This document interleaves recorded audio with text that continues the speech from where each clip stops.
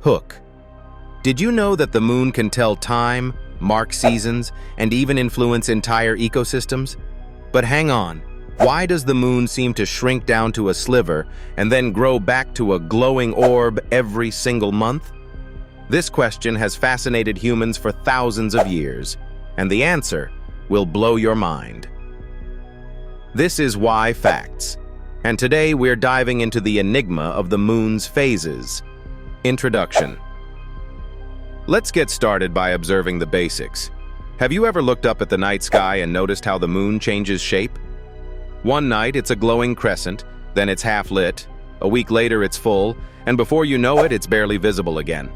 What on earth, or more accurately, what off Earth, is happening here? Spoiler alert, this isn't some cosmic magic trick. This is science. Segment 1. Meet the Moon. The Moon is Earth's only natural satellite, orbiting our planet approximately once every 27.3 days. But fun fact, a lunar phase cycle, from one new moon to the next, takes about 29.5 days. Why the difference? Well, because as the moon moves, Earth is also traveling around the sun, which shifts the angle we see. This slight mismatch sets the stage for the moon appearing to grow and shrink. Fascinating, right? Segment 2. The Sun, the Earth, and the Moon, the perfect trio. Here's where things get juicy. The moon doesn't produce its own light, as many people think. Instead, it reflects sunlight.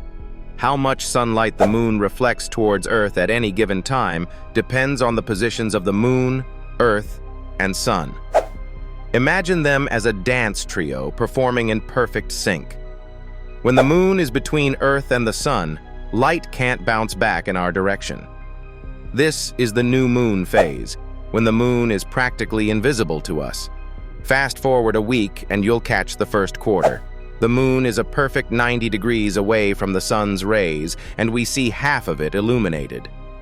Another week in, and we get the spectacular full moon, when Earth is right between the sun and the moon, illuminating its entire face like a celestial spotlight.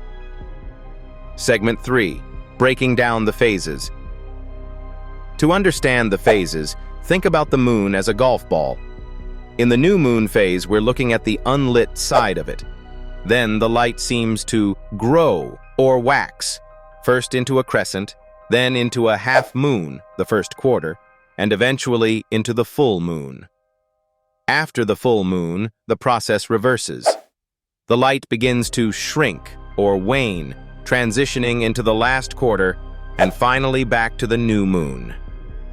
Segment 4. Why you see what you see. Here's where your position on Earth matters. Depending on where you are, the angle at which you see the moon's light will differ slightly. This gives people around the globe slightly different experiences of moon phases, but the overall sequence remains the same. Have you ever wondered why the crescent moon sometimes looks like a smile in tropical regions, but appears to lie down in more temperate climates? This phenomenon is due to the tilt of Earth's axis combined with your latitude. Essentially, geography gives us its own little twist on lunar phases.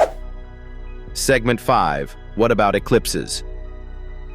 Now you might be asking, okay, but why doesn't the Earth cast a shadow on the moon every month? Excellent question. That would be a lunar eclipse, but these events are relatively rare because the moon's orbit is tilted about 5 degrees relative to Earth's orbit around the sun. So most of the time, the moon either passes above or below Earth's shadow. When conditions align perfectly, though, we get a lunar eclipse. And trust me, it's worth staying up for. Segment 6. The moon's cultural impact.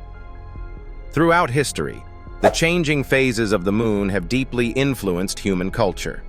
Ancient calendars, like those used in Babylon and by the Maya, were literally designed around the moon's phases.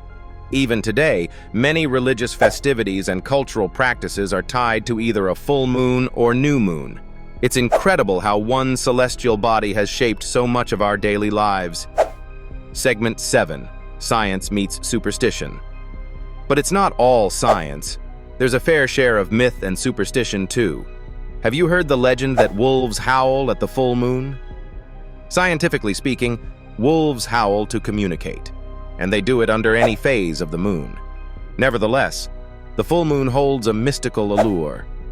From vampires to werewolves, literature and movies have romanticized, and sometimes demonized, this phase of the moon.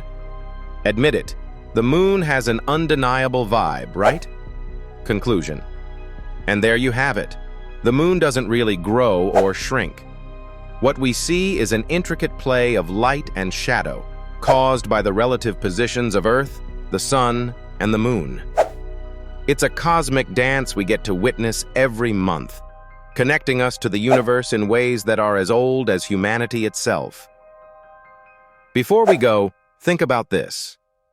The next time you look up at the moon, remember that its phases are not just a simple light show. They're a timeless reminder of how interconnected everything in our universe truly is. So, keep wondering, keep learning, and make sure to subscribe for more Why Facts. Catch you next time as we unravel another fascinating why about the world around us. Bye for now.